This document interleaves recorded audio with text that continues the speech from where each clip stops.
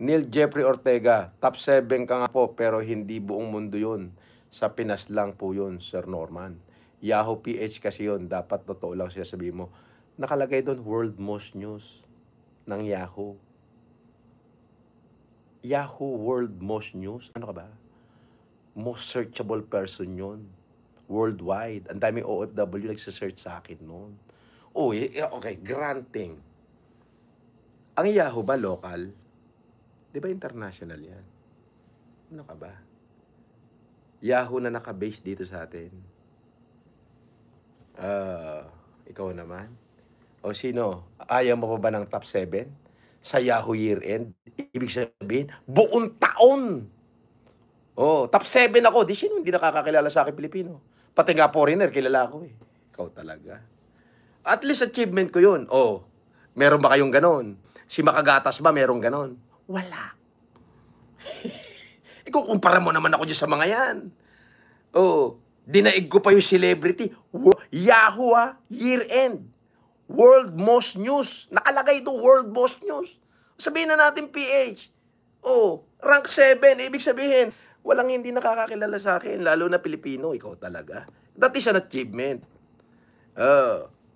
Widjaa, you are the perfect example of NPD case. Also, I hope you are aware that your subpoenas were returned to sender from your Warsaw address.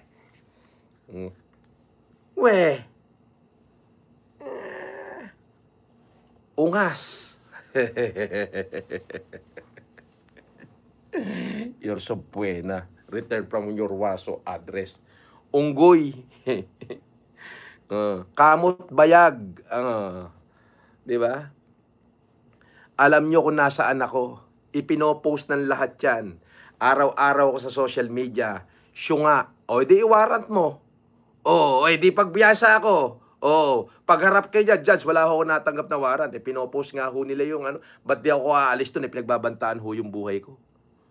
O, alam nga ho agad nila kung nasaan ako eh. Makikita naman yun doon sa mga kaso nila. Tanga. Ang laki-laki mong tanga. Sayang naman yung 125 mo, tanga ka pa. Di ba? Sayang yung 125 mo, tanga ka pa. Pupusuan ko pa rin yan sa mga katulad mong tanga. Ay, nako. Aliwa-liwanag eh. May domicile ako. Oh.